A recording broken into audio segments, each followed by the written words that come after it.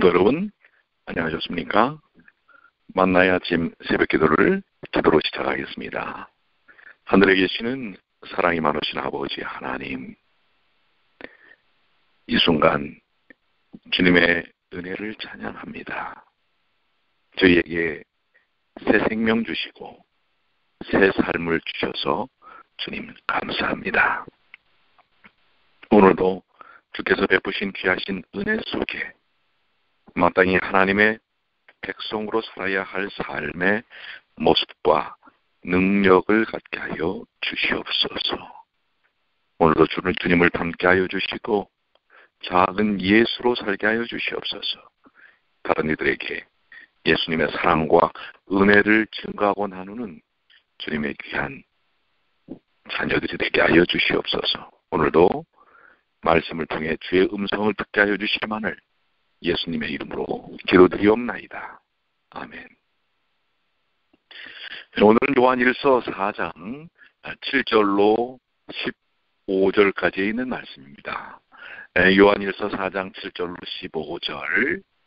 사랑하는 자들아, 우리가 서로 사랑하자. 사랑은 하나님께 속한 것이니 사랑하는 자마다 하나님께로 나서 하나님을 알고, 사랑하지 아니하는 자는 하나님을 알지 못하나니 이는 하나님은 사랑이십니다.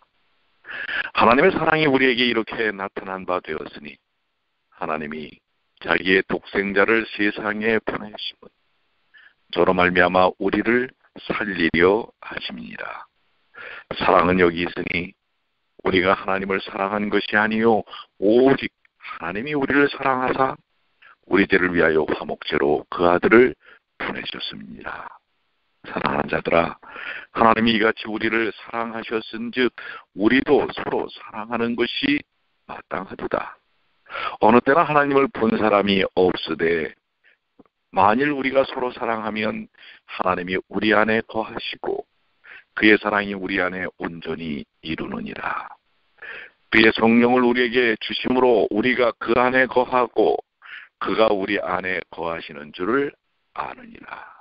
아버지가 아들을 세상에 구주로 보내신 것을 우리가 보았고 또 증거하노니 누구든지 예수를 하나님의 아들이라 시인하면 하나님이 저 안에 계시고 저도 하나님 안에 거하느니라. 요한일서 4장 7절로 15절까지 있는 말씀입니다.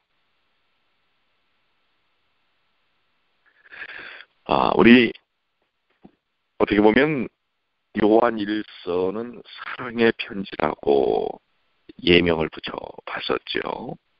그런데 이 요한일서, 이 사랑의 편지 중에서도 가장 핵심적인 사랑을 담고 있는 부분이 오늘 우리가 나누고자 하는 4장 7절부터 있는 말씀입니다. 여기에는 사랑의 본질이 무엇이며 또 그 사랑이 우리에게 어떻게 다가왔는지를 명확하게 보여주고 있습니다. 오늘 이 말씀들을 통해 여러분들이 가슴속 뜨겁게 사랑의 본질과 하나님의 사랑에 대한 것, 여러분 각자를 향한 하나님의 크신 은혜와 사랑을 깊이 있게 느끼시는 귀한 시간이 되기를 소망합니다. 자, 우리 7절과 8절에 있는 말씀, 사랑하는 자들아 우리가 서로 사랑하자. 사랑은 하나님께 속한 것이니 사랑하는 자마다 하나님께로 나서 하나님을 알고 사랑하지 아니하는 자는 하나님을 알지 못하나니 이는 하나님은 사랑이십니다. God is love. 하나님은 사랑이시라. 사랑의 사도 요한은 우리가 서로 사랑해야 함을 계속해서 강조하고 있습니다. 그가 말하는 사랑은 세속적, 육신적 사랑이 아니고 하늘의 사랑, 거룩한 사랑을 가리킵니다. 이러한 사랑은 하나님께 속한 것, 즉 하나님께로서 나온 것입니다. 거룩한 사랑은 하나님의 속성이며 미움과 싸움과 불평과 불만은 마귀에게 속한 성향이며 성질이며 행위입니다. 그러므로 요한은 이러한 거룩한 사랑으로 형제를 사랑하는 자마다 하나님께로 나서 하나님을 알지만 형제를 사랑하지 않는 자는 하나님을 알지 못하니 이는 하나님이 사랑이시 때문이라고 설명하고 있습니다. 형제를 사랑하는 것은 하나님께로부터 난 표, 즉 중생의 표요, 하나님을 아는 표입니다. 하나님을 믿고 하나님을 아는 사람들은 다른 사람을 사랑할 수밖에 없습니다. 왜요? 사랑에 감염되었기 때문에 그렇습니다. 이 감염이라는 말이 썩 적절한지는 모르겠지만 사랑에 푹 빠지면 사랑할 수밖에 없습니다. 오늘 근자에는 해피 바이러스라는 말을 많이 쓰는데요. 사랑 바이러스, 여러분들 이 사랑의 바이러스에 감염되시길 바랍니다. 사랑이 없는 세상은, 사랑이 없는 가정은, 사랑이 없는 교회는, 사랑이 없는 직장은 이것은 어떤 면에서는 죽은 삶입니다. 오늘 그래서 사랑하는 자마다 하나님께로 나서 하나님을 알고 그랬습니다. 사랑하지 아니하면 하나님을 알지 못한다라고 아주 단적으로 이야기하고 있는 것입니다. 오늘 여러분들은 사랑을 아십니까? 사랑을 아시는 분은 하나님을 아는 분들입니다. 사랑을 아는 분들은 형제를 사랑하는 사람들입니다. 오늘 형제 사랑의 의미와 기쁨을 경험하시게 되길 바랍니다. 9절입니다. 하나님의 사랑이 우리에게 이렇게 나타난 바 되었으니 하나님이 자기의 독생자를 세상에 보내심은 저로 말미암아 우리를 살리라 하심이니라. 그런데 이 사랑이 도대체 무엇이냐? 이걸 설명하고 있습니다. 그것은 독생자를 세상에 보내신 것이라고 하는 것입니다. 하나님의 사랑은 하나님께서 자기의 독생자를 세상에 보내신 일에서 밝히 드러난다는 사실입니다. 하나님께 독생자가 계시다는 사실과 하나님께서 세상에 그분을 보내셨다는 사실, 그리고 그분은 세상에 왜 오셨는가, 그 보내신 목적, 그것이 오늘 우리의 진정한 사랑의 의미를 밝혀줍니다. 첫째로 하나님께서는 독생자가 계신다는 것인데요. 이 독생자라는 것은 외아들입니다. 유일하시고 영원하신 하나님께서는 오직 한 아들을 바로 우리 인생들을 살리기 위해 보내셨다고 하는 것입니다. 독생자를 보내셨다는 사실, 유일하신 그분을 보내셨다는 사실입니다. 그래서 여러분과 저를 살리기 위해 그 큰 사랑을 보여주셨다고 하는 것입니다. 하나님께서는 독생자를 보내셨다라는 이 보내셨다는 말씀에는 두 가지 뜻이 있습니다. 첫째는 사람의 본질을 취하여 사람으로 보내셨다는 의미, 성육신의 의미고요. 둘째는 십자가에 내어 죽게 내어놓으셨다는 사실입니다. 성육신은 신비 중에 신비요, 기적 중에 기적인데요. 또 그 위대하신 하나님의 아들, 하나님이신 예수께서 우리를 위해 십자가에 달려 돌아가셨다고 하는 것은 이것은 정말 신비 중에 신비라고 하는 것입니다. 왜 그렇게 하셨을까요? 그것은 우리를 살리기 위함이라고 하는 것입니다. 우리가 다 죽게 되었던 사람이었습니다. 아니, 죽을 사람이었습니다. 아니, 죽은 사람이었습니다.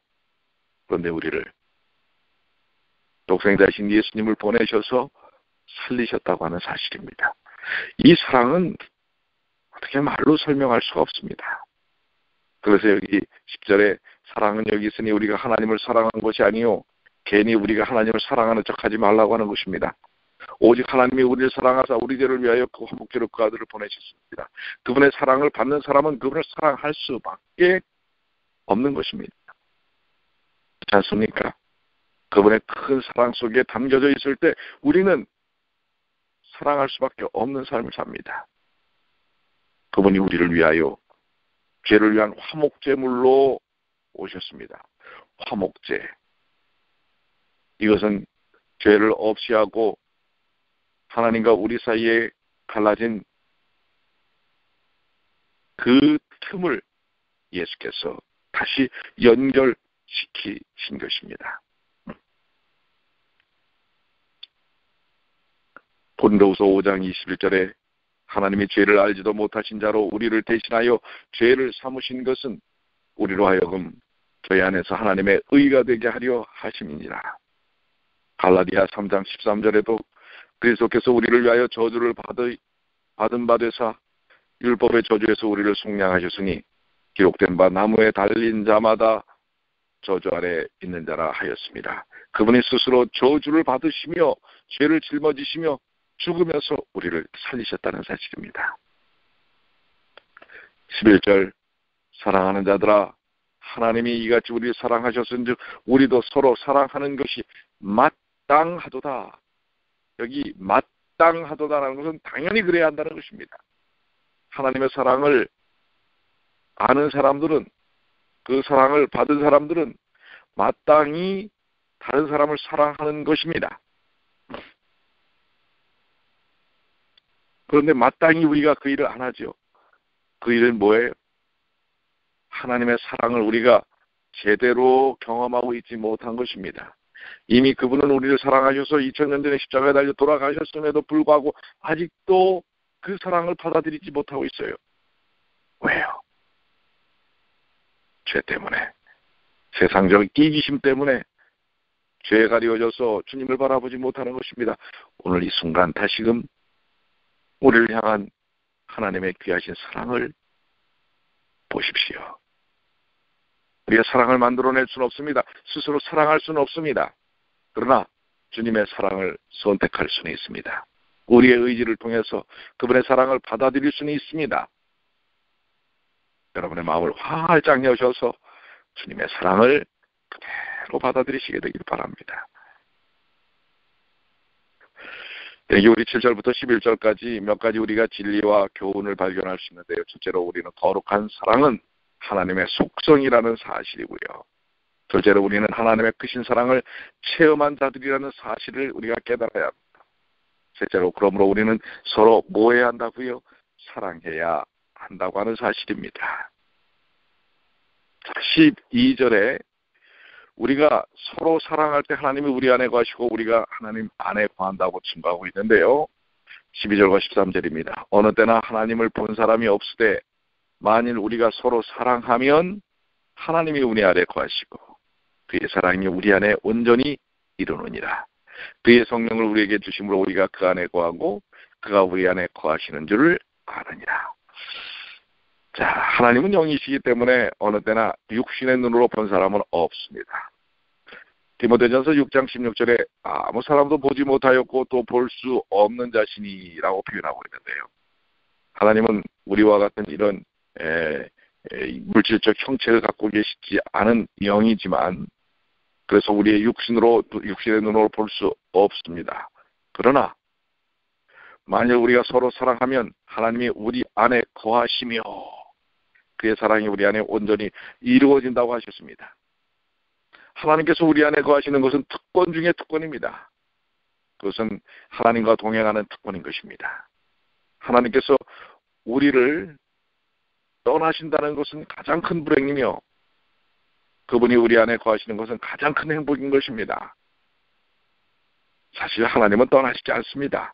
그러나 우리가 죄 때문에 그분과 분리된 삶을 사는 것입니다. 하나님께서 우리 안에 거하시고 우리가 그분 안에 거하는 영적인 연합, 이것은 바로 우리의 삶 속에 하나님의 인격의 아름다운 덕을 드러내게 하고요. 사랑을 누리게 하고요. 평강과 능력을 경험케 하는 것입니다. 바로 이것이 우리가 서로 사랑할 때 이렇게 복된 하나님과의 영적 일체의 체험을 하게 된다고 하는 것입니다. 또 우리가 서로 사랑하면 하나님의 사랑이 우리 안에서 온전히 이루어진다고 말씀하고 있습니다. 하나님의 사랑이 우리 안에서 온전히 이루어진다는 말씀은 그 사랑이 이론적으로나 법적으로만 우리에게 이루어지는 것이 아니고 실제적으로도 우리 속에 이루어진다는 사실입니다. 즉 하나님의 사랑이 단지 칭의로 이루어지는 것뿐만 아니고 또한 성화로도 이루어진다는 뜻입니다. 하나님의 사랑은 우리가 죄에서 구원받기 위해 독생자를 보내주신 사랑이기 때문에 우리가 실제로 죄에서 떠나고 주님의 뜻을 따라 서로 사랑할 때 하나님의 구원이 우리에게 실제적으로 이루어진 것입니다. 칭의가 구원입니다. 또한 성화의 과정에서 더욱 그 구원받은 삶을 보여주는 것입니다. 우리는 하나님께서 주신 성령으로 말미암아 하나님이 우리 안에 거하신다는 사실을 알게 되는 것입니다. 사랑에서도 요한은 3장 24절에도 그의 계명들을 지키는 자는 주 안에 거하고 주는 주 안에 거하시나니 우리에게 주신 성령으로 말미암아 그가 우리 안에 거하시는 줄 우리가 아느니라 라고 말하고 있습니다. 우리는 하나님을 육신의 눈으로는 볼 수 없지만 성령의 감동과 감화, 성령의 역사하심, 성령의 일깨우심, 성령의 위로와 격려를 통해 하나님께서 우리 속에 계심을 느끼며 체험하게 되는 것입니다. 14절입니다. 아버지가 아들을 세상에 구주로 보내신 것을 우리가 보았고 또 증거하노니. 그렇습니다. 이제 그것을 제자들은 보았고 또 그것을 증거하는 것입니다. 하나님의 사랑 속에 있는 사람들, 예수님의 십자가의 사랑을 믿는 사람들은 이제 그 증인으로서의 삶을 살게 되는 것입니다. 그것이 우리 안에 하나님의 역사심이 체험되지는 경험입니다. 하나님이 우리가 하나님 안에 있을 때 우리는 그 증인이 되는 것입니다. 증거를 드러내는 증인으로서의 삶을 보여주는 것입니다. 15절 누구든지 예수를 하나님의 아들이라 시인하면 하나님이 저 안에 거하시고 저도 하나님 안에 거하시느니라. 그래서 하나님께서 우리 안에 거하는 사람들의 삶 속에는 예수님을 하나님의 아들로 시인하게 되는 것입니다. 하나님이 우리 안에 거하실 때 우리는 예수님이 구주이심을, 하나님의 아들이심을 시인하게 되고, 또 반대로 우리가 우리의 입술을 통하여 예수님을 하나님의 아들이라 시인할 때 성령께서 또한 우리 안에 거하신다고 하는 사실입니다. 그러니까 말씀을 먼저 연구해야 하느냐, 그리고 증거하느냐, 증거를 먼저 하면 말씀의 역사를 경험하느냐, 이 두 가지가 사실 같습니다. 하나님의 우리 안에 계실 때 우리는 예수님을 증거합니다. 또 예수님을 증거하는 삶 속에는 언제나 하나님이 함께 하신다는 사실입니다. 그렇기 때문에 우리의 삶 속에서 예수님을 시인하는, 하나님의 아들로 시인하는 삶이 필요합니다. 그것은 바로 예수님께서 여러분 안에, 하나님께서 여러분 안에 거하시는 증거가 되는 것입니다. 신자의 참된 신앙 고백은 구원받은 증거인 것입니다. 그것은 하나님과 일체됨을 보여주는 것입니다. 여러분들, 우리가 전도하는 일이 정말 필요합니다. 이것은 바로 여러분과 하나님께서 하나 되는 경험, 영적 체험의 중요한 한 표현이기 때문에 그렇습니다. 하나님께서 우리 안에 거하시고 우리가 하나님 안에 거할 때 우리는 증거하는 삶을 살게 됩니다. 사랑하는 여러분, 오늘도 사랑에 대한 본질, 사랑의 본질이 무엇이죠? 하나님이십니다. 사랑하게 되면 어떻게 한다고요? 서로 하나님의 사랑을 받으면 서로 사랑하게 된다고 하는 것입니다. 그러면 그 일을 통하여 하나님이 우리 안에 거하신다는 사실입니다. 하나님이 우리 안에 거하시는 자들은 하나님을 증거합니다. 예수님을 하나님의 아들로 증거하는 삶을 삽니다. 또 그 증거 속에는 계속해서 하나님께서 역사하십니다. 그렇기 때문에 우리는 계속 영적으로 건강해지고 성장하는 삶을 사는 것입니다. 이게 바로 성화의 삶이라는 사실을 보여주고 있는 것입니다. 오늘도 주님 안에서 성화의 삶, 주님의 사랑을 경험하고 사랑을 나누고 다른 사람들에게 사랑함으로써 주님의 사랑을 드러내고 또 주님의 증인으로서의 증거를 드러내는 귀한 삶을 이루시는 주님의 귀한 자녀들이 되시길 바랍니다. 기도하시겠습니다. 아버지 하나님, 오늘 하나님은 사랑이심이라 이 단 한마디의 말이 우리에게 어떤 의미인지 깨닫게 하여 주시옵소서. 우리의 입술 가운데